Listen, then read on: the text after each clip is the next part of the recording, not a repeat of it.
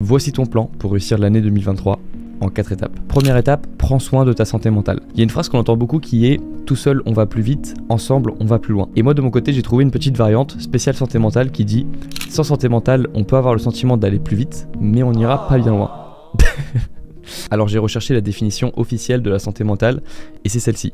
La santé mentale définit le bien-être psychique, émotionnel et cognitif ou une absence de trouble mental. Moi de mon côté et de mon expérience, une personne qui est en bonne santé mentale, c'est une personne qui à la fois ne remet pas en question tout ce qu'elle fait et tout ce qu'elle prend comme décision, qui est à l'aise avec ses pensées et sa propre présence, et qui a des facilités à se projeter et à imaginer un futur meilleur. Ça pour moi c'est une personne en bonne santé mentale, et une personne qui fait l'inverse de tout ça, c'est une personne qui risque d'être en mauvaise santé mentale. En fait la santé mentale c'est un filtre interne qui va modifier la couleur de tout ce que tu vas expérimenter dans ta vie.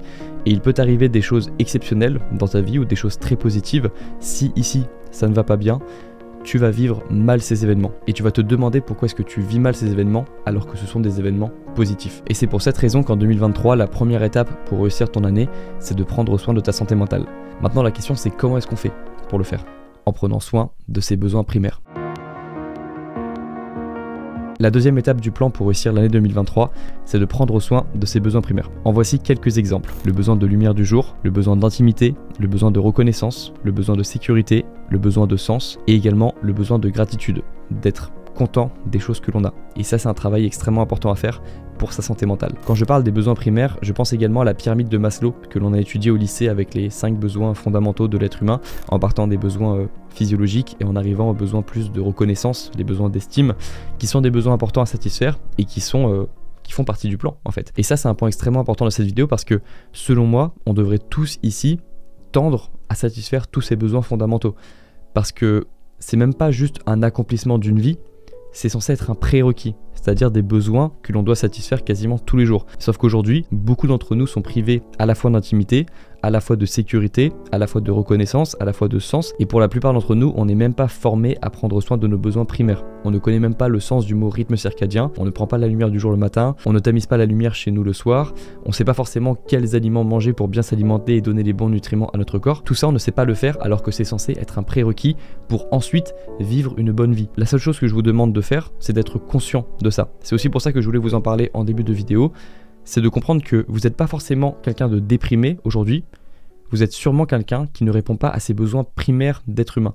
Mais vous ne pouvez pas vous dire déprimé si vous ne répondez même pas aux besoins primaires dont vous avez besoin pour vivre une belle existence. Imaginez cette situation dans un autre domaine. Par exemple, une voiture que l'on a devant nous, qui n'a pas eu d'essence depuis des mois et des mois, on ne dirait pas de cette voiture qu'elle est cassée ou qu'elle a un problème. On dirait juste qu'elle n'a pas eu la bonne essence et donc qu'elle ne peut même pas avancer. Et c'est pareil pour nous, la plupart d'entre nous, heureusement, ne sommes pas en dépression ou ne sommes pas dans une déprime profonde, on ne répond juste pas à nos besoins primaire d'être humain. Évidemment, le sentiment de déprime passagère existe et touche tout le monde et touchera tout le monde à un moment de notre vie. Évidemment, la dépression existe, mais pour la plupart d'entre nous, on en a oublié notre nature d'être humain et on ne répond pas à nos besoins primaires. Et ça, c'est le chemin le plus direct vers le mal-être et la déprime. Et donc si aujourd'hui tu n'étais pas motivé pour ton année 2023 ou que tu n'avais pas encore d'idée de projet, commence par faire de la résolution de tes besoins fondamentaux ta première, voire ta seule bonne résolution. Alors je sais que là c'est plus facile à dire qu'à faire parce qu'il y a quand même beaucoup de besoins à satisfaire, mais la première étape pour prendre soin de ses besoins primaires, c'est d'abord d'en être conscient. La plupart des personnes n'en sont même pas conscientes. Et donc là à ce stade de la vidéo, on a déjà fait une chose très importante, c'est un travail de conscience. Maintenant tu es conscient que tu as des besoins fondamentaux à satisfaire et que si tu ne les satisfais pas, tu risques d'être malheureux et qu'à partir du moment où tu travailles sur ces besoins fondamentaux, ta vie va aller de mieux en mieux. Et maintenant qu'on a fait ce travail de conscience, on peut passer au travail sur la concentration. La troisième étape du plan, c'est d'apprendre à se concentrer, ou alors d'apprendre à se reconcentrer. Je pense réellement que c'est une des capacités les plus importantes de notre génération, et qu'à partir du moment où on peut se concentrer 1 heure, 2 heures, 3 heures par jour sur une activité sans distraction, on peut être meilleur que 90% de la population. Si tu regardes autour de toi, tu verras que beaucoup de personnes ne peuvent plus se concentrer au moins 1 heure sur une activité sans regarder leur téléphone, sans penser à autre chose, ou sans avoir envie de manger ou de boire soudainement au moment où elle devait se concentrer. Et cette capacité de concentration, elle te sert dans tous les domaines de ta vie. Elle te sert dans ta vie pro et même dans ta vie perso, lorsque tu dois te concentrer pour être vraiment avec les personnes avec qui tu es. Une fois que tu l'as, elle te sert dans tous les domaines de ta vie.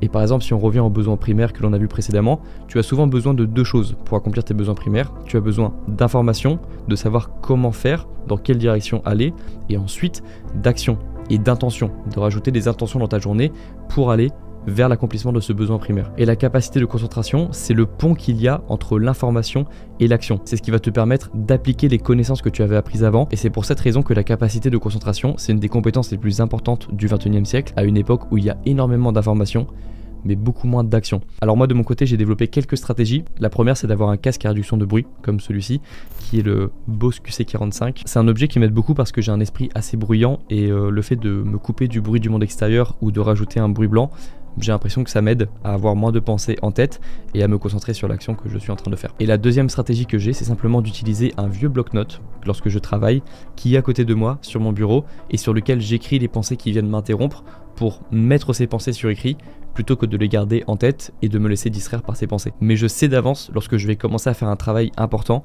que je vais être distrait, donc je prépare ce bloc-notes pour éviter que ces pensées puissent me distraire et m'empêcher de faire ce que j'ai vraiment besoin de faire. Évitez également les sources de dopamine faciles lorsque vous commencez à travailler, comme par exemple avoir le téléphone à côté de vous lorsque vous travaillez. Éliminez les sources de distraction lorsque vous commencez à travailler. Soyez conscient que des pensées vont venir vous distraire au moment de commencer à travailler et vous aurez déjà fait 90% du travail.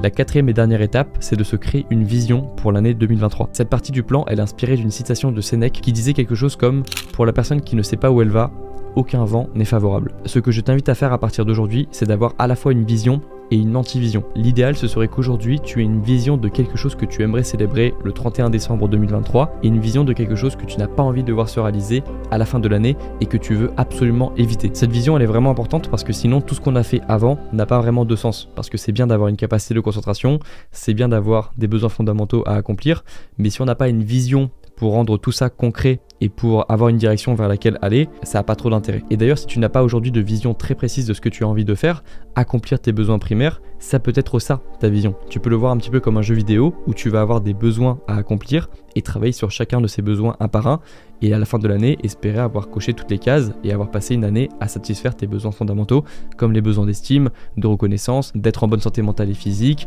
de se faire respecter, etc.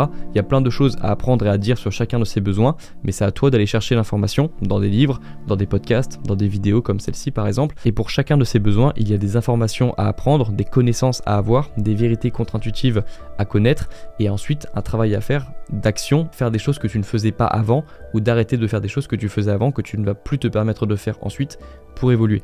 Mais ça, déjà la quête de ces besoins fondamentaux, c'est le meilleur jeu vidéo possible.